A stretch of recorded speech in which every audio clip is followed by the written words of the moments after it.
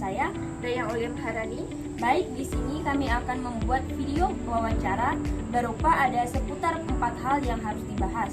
Yang pertama, mengapa memilih STKIP sebagai tempat kuliah? Yang kedua, mengapa memilih guru sekolah dasar sebagai program studi? Yang ketiga, kompetensi apa saja yang harus dimiliki oleh guru dan berikan contoh-contohnya. Dan yang terakhir, 8 keterampilan apa yang harus dikuasai oleh guru pada saat mengajar. Yuk simak video kami. Pertanyaan yang pertama, mengapa memilih STKIP Persada Katulistiwa sebagai tempat kuliah? Nah, pada awalnya setelah lulus dari SMA saya bingung ingin melanjutkan kuliahnya di mana. Nah, kebetulan kedua orang tua saya dan sepupu saya menganjurkan agar saya berkuliah di STKIP Persada Katulistiwa Simpang. Nah, dari pengalaman sepupu saya selama berkuliah di STKIP, kampus ini dinilai memiliki peluang yang baik untuk melanjutkan pendidikan di perguruan tinggi. Nah, dan memberikan bekal yang cukup untuk dunia kerja pada masa yang akan datang, khususnya di bidang pendidikan. Nah, walaupun awalnya saya sempat berencana masuk di fakultas lain, namun setelah mempertimbangkan saran dari keluarga, saya mulai yakin memilih STKIP sebagai tempat kuliah. Nah, selain itu, lokasi STKIP Simpang juga strategis dan tidak jauh dari tempat tinggal saya yang berada di Kapuas Hulu, sehingga memudahkan saya jika ingin pulang kampung dan bisa ditempuh menggunakan sepeda motor. Baik, pertanyaan yang kedua, mengapa memilih program studi pendidikan guru sekolah dasar sebagai program studi yang dipilih? Sebenarnya pada awalnya saya tidak ada berminat memilih program studi guru sekolah dasar karena saya merasa saya tidak cocok di bidang ini. Saya merasa belum memiliki kemampuan untuk membimbing anak-anak, apalagi mengajar dan menghadapi siswa SD yang usianya masih kecil. Saya juga sempat ragu pada diri saya sendiri apakah saya bisa menjalani peran sebagai guru, terlebih lagi setelah lulus masih harus melanjutkan PPG yang menurut saya sangatlah tidak mudah.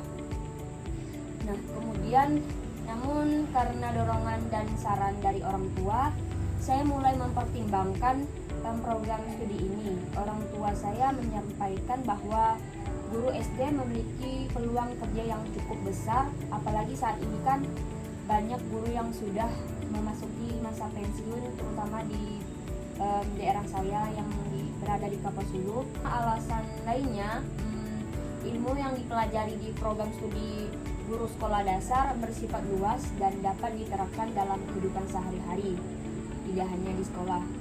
Nah, saya juga melihat bahwa profesi guru merupakan pekerjaan yang mulia dan dapat dibutuhkan dalam jangka yang panjang. Nah, setelah saya menjalani perkuliahan dan mencoba memahami materi hingga sekarang sudah mau menginjak ke semester 6, ternyata program studi ini tidak sesulit yang saya bayangkan. Nah, walaupun terkadang saya masih meragukan kemampuan diri saya sendiri, dengan selama ini saya public speaking-nya kurang pede lah, kurang bagus. Tetapi dari proses belajar dan praktik langsung dalam pengalaman yang saya dapatkan selama berkuliah di STKIP, terutama di program studi PGSD, saya mulai merasa lebih mampu dan bisa percaya diri. Nah, hal ini membuat saya semakin yakin bahwa memilih program studi guru sekolah dasar adalah keputusan yang tepat bagi saya. Baik, untuk pertanyaan yang ketiga, kompetensi apa saja yang harus dimiliki seorang guru dan sertakan contohnya? Baik, kompetensi yang harus dimiliki oleh guru ada 4. Nah, yang pertama ada pedagogik.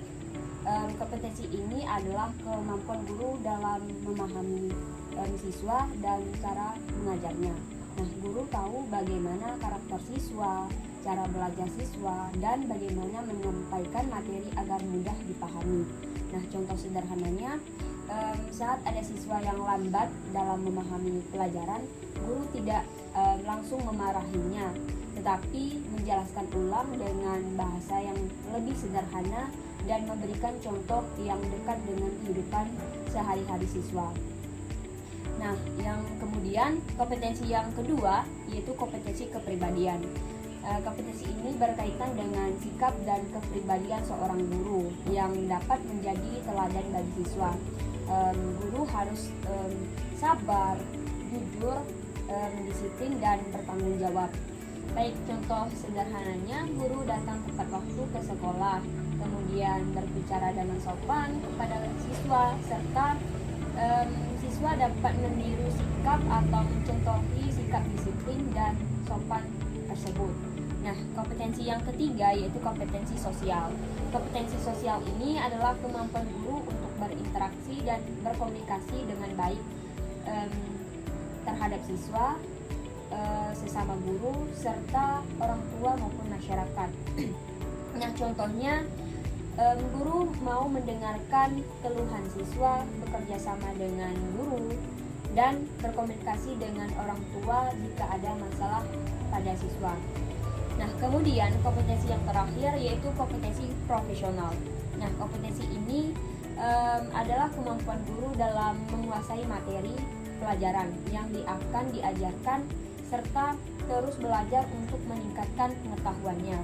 Nah, contohnya guru dapat mempersiapkan materi sebelum mengajar, kemudian membaca buku atau mencari referensi-referensi yang ada untuk tambahan agar penjelasannya lebih jelas dan tidak membingungkan bagi siswa. Baik, untuk pertanyaan yang keempat, 8 keterampilan apa saja yang harus dikuasai guru pada saat mengajar?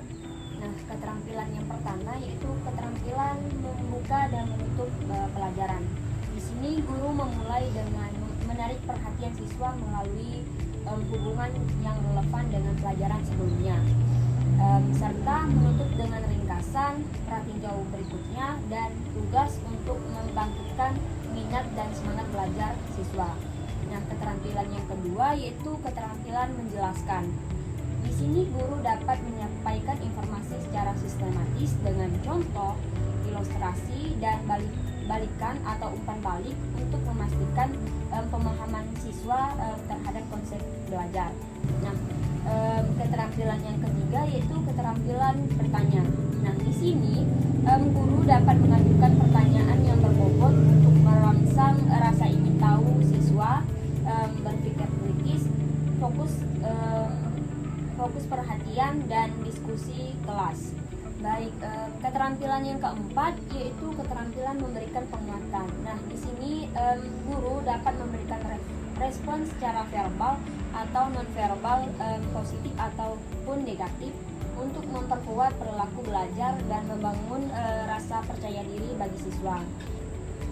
Baik, keterampilan yang kelima yaitu keterampilan untuk mengadakan atau merencanakan pembelajaran secara bervariasi. Itu guru di sini dapat mengubah gaya belajar atau gaya mengajar dengan berbeda-beda berupa media dan interaksi siswa untuk mencegah kebosanan dan menjaga perhatian. Selanjutnya yang keenam yaitu keterampilan membimbing diskusi kelompok. Nah, di sini guru sebagai memfasilitasi atau sebagai motivator interaksi tatap muka untuk pemecahan masalah, kreativitas, serta keterampilan komunikasi bagi siswa. Nah, yang ketujuh yaitu keterampilan untuk mengelola kelas, di mana seorang guru dapat menciptakan kondisi belajar yang optimal melalui pencegahan dan respon terhadap gangguan untuk menjaga disiplin di dalam kelas. Nah, yang terakhir itu kedelapan, keterampilan untuk mengajar kelompok kecil atau individual. Di sini guru dapat memberikan perhatian personal dengan berupa organisasi, bimbingan, dan penyesuaian sesuai dengan kebutuhan siswa masing-masing. Baik, terima kasih atas jawaban yang sangat luar biasa yang telah disampaikan oleh saudari Khairunisa. Baik, sama-sama. Terima kasih juga kepada saudari Dayang Aulia Maharani yang sudah berkenan untuk memberikan pertanyaan yang begitu luar biasa, sehingga mudah-mudahan dapat bermanfaat bagi kita semua. Bergabunglah bersama kami di STKIP Persada Khatulistiwa Sintang pada program studi pendidikan guru sekolah dasar. Terima kasih. Wassalamualaikum warahmatullahi wabarakatuh. Bye-bye.